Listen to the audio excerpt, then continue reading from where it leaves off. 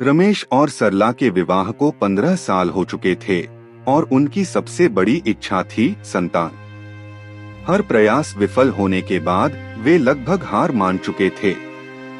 दिसंबर की एक सर्द और तूफानी रात थी। रमेश अपनी कार धीमी गति से चला रहे थे। अचानक उन्हें किसी बच्चे के धीमे लगातार रोने की आवाज आई। उन्होंने कार रोकी। झाड़ियों के पास एक गत्ते का डिब्बा रखा था जिस पर एक फटा पुराना कंबल पड़ा था। रमेश ने टॉर्च जलाई और जो दृश्य देखा उससे उनका दिल दहल गया।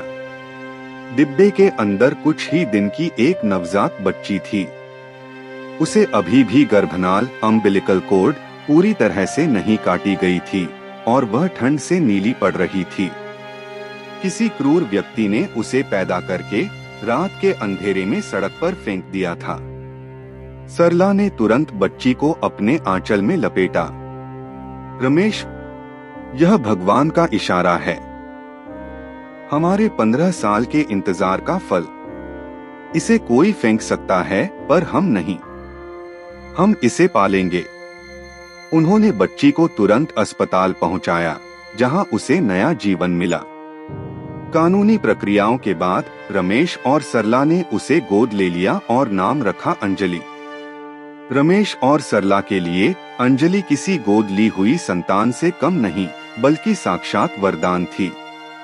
उन्होंने उसे अपना खून पसीना देकर पाला पोसा।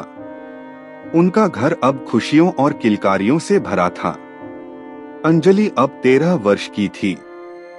जिस माँ बाप ने उसे सड़क की धूल से उठाकर महल जैसी जिंदगी दी, अब वही उसे अपने प्रेम के रास्ते का कांटा लगने लगे। उसे पड़ोस में रहने वाले शादीशुदा और 2 बच्चों के पिता अजय से आकर्षण हो गया जिसे वह प्यार समझ बैठी। माता पिता ने जब उसे समझाने की कोशिश की कि वह आदमी गलत है तो अंजलि पर इसका कोई असर नहीं हुआ। उसे लगा कि वे उसे आजादी से मिलने नहीं दे रहे हैं। अंधप्रेम और स्वार्थ में डूबकर अंजलि ने भयानक कदम उठाया। एक रात उसने अजय से आजादी पाने के लिए अपने पालक माता पिता रमेश और सरला को खाने में जहर दे दिया। रमेश और सरला अपनी बेटी पर अटूट विश्वास करते थे। उन्होंने वह भोजन खाया और अगली सुबह दोनों ने दम तोड़ दिया। अंजलि ने घर के दरवाजे बंद किए और अजय के पास चली गई। कई दिनों बाद घर से असहनीय बदबू आने लगी।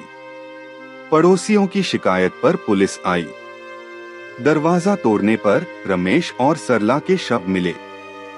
जांच और पूछताछ के बाद पुलिस को पता चला कि अंजलि अपने माता पिता की मौत के बाद से लापता है और उसे अजय नामक व्यक्ति के साथ देखा गया था। पुलिस ने तुरंत अंजलि और अजय को पकड़ा। ठंडे दिमाग से अंजलि ने अपना गुनाह कबूल किया। जिस नवजात को मौत के मुंह से खींचकर पाला गया था, उसने ही अपने पालने वालों का जीवन छीन लिया। उसे बाल सुधार गृह भेज दिया गया। नवजात को भौतिक सुख सुविधा देना ही काफी नहीं है। किशोरावस्था में जब भावनाएं उग्र होती हैं, तब बच्चों को नैतिकता, रिश्ते की मर्यादा और सही गलत के बारे में स्पष्ट मार्गदर्शन देना अत्यंत आवश्यक है, ताकि वे भावनाओं के भटकाव में आकर ऐसे विनाशकारी अपराध न करें।